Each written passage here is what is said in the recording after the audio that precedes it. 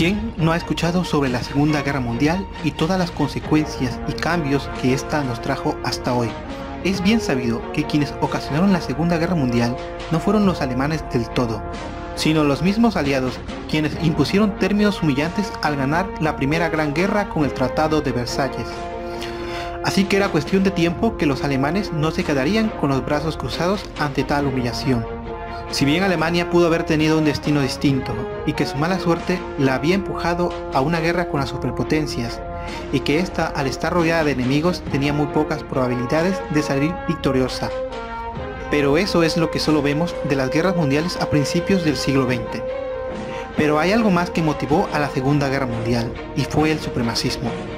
Pero ojo, no es a como hoy lo entendemos, sino que este supremacismo fue alimentado por ideales místicos y ocultistas. Para eso hay que plantearnos por qué los nazis aseguraban que el pueblo alemán eran los arios y eran superiores, cómo llegaron a estas conclusiones y por qué se convencieron de todo esto. Lo cierto es que ellos tenían muchos motivos gnósticos para creer eso. Tenían un culto a un ente universal. Ellos le llamaban el sol negro ario, o una especie de simbolismo de la antigua religión nórdica. Incluso aún se aprecia grabado en la sala de los generales y de las SS en el castillo de Wewelsburg. Ellos vinculaban este símbolo solar al final de los tiempos, y de este símbolo solar nórdico también sale la esvástica o la suástica, que curiosamente es una cruz. Para entender el nivel de influencia esotérica del nazismo, debemos recurrir al grupo ocultista que fundó a los mismos nazis, la Sociedad Thule. En un principio estaba muy ligada a la francmasonería, pero después, al considerar la masonería como una herramienta del sionismo, se volvieron contra esta. Uno de sus principales maestros y fundador sería el alias Erwin Torre, o Rudolf von Sebotendorf, un alemán que había emigrado a Turquía, donde se inició en las ciencias místicas orientales. Hizo amistad con una familia judía adinerada y se inició en la cábala judía. Estos le ayudaron a iniciarse en la masonería, específicamente el rito de Memphis, uno de los más selectivos. Y gracias a su amistad con el mismo Hüseyin Pasha, se inició en la orden sufí Bektashi. En 1913 regresa a su patria, donde conoce a los miembros de la Germana Orden, un grupo antisemita que buscaba deslindarse de la francmasonería, ya que consideraban que su sede y representante era Francia, un enemigo jurado de Alemania. Así que buscaban algo 100% alemán, y que reivindicara el misticismo germánico antiguo.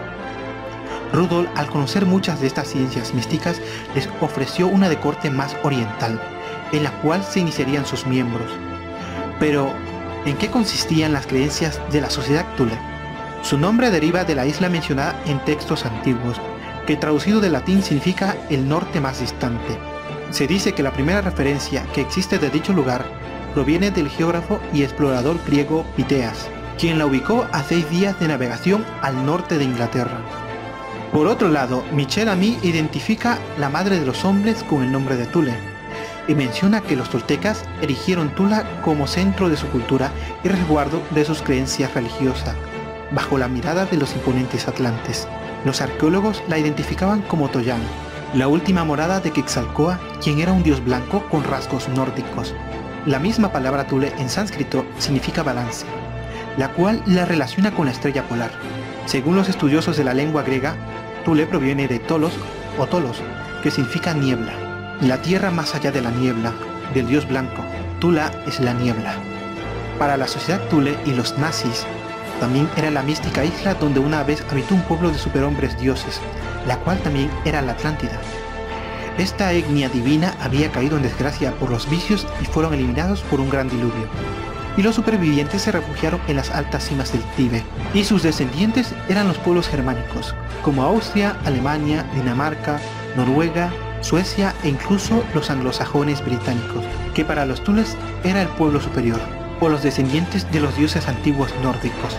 Muchas de las aportaciones, o la mayoría de estas, fueron inspirados por la gran ocultista Helena Blavatsky, fundadora de la teosofía. Pero si los nazis creían que sus creencias no tenían nada que ver con el gnosticismo hebreo, se hacían de la vista gorda, ya que la literatura hebrea está repleta de los famosos Ben Elohim, o hijos de Dios, que según el Génesis 6 y el libro de Enoch, bajaron y crearon una descendencia. Esta leyenda es conocida de muchas maneras, como la rebelión de los Grigori para los griegos o los vigilantes.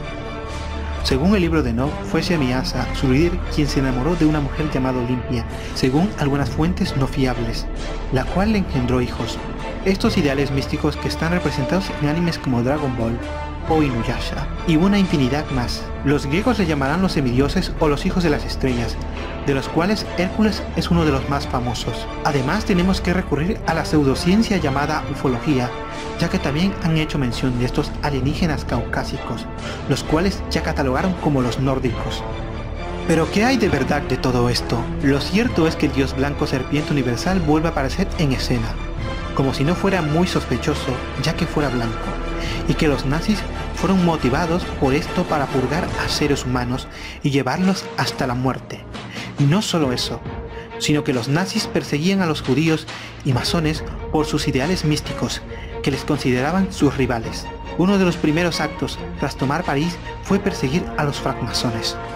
Pero la relación de Sebotentor con los Thule culminó con la traición de los Thules al fundador, al considerarlo un masón y un prosionista.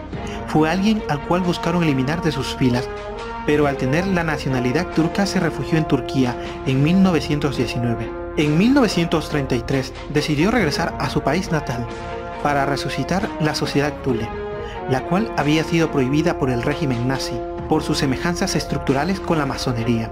A finales de ese año publicó en Alemania un ensayo llamado Antes de que Hitler llegase, documentos de los primeros días del nacionalsocialismo, el cual tuvo un éxito notable hasta su segunda edición, cuando fue prohibido por el régimen, ya que el libro señalaba el vínculo entre la sociedad Thule y el nacionalsocialismo, además de que afirmaba que cierta parte de los postulados del Mein Kampf de Hitler habían surgido de los ideales de la orden mística.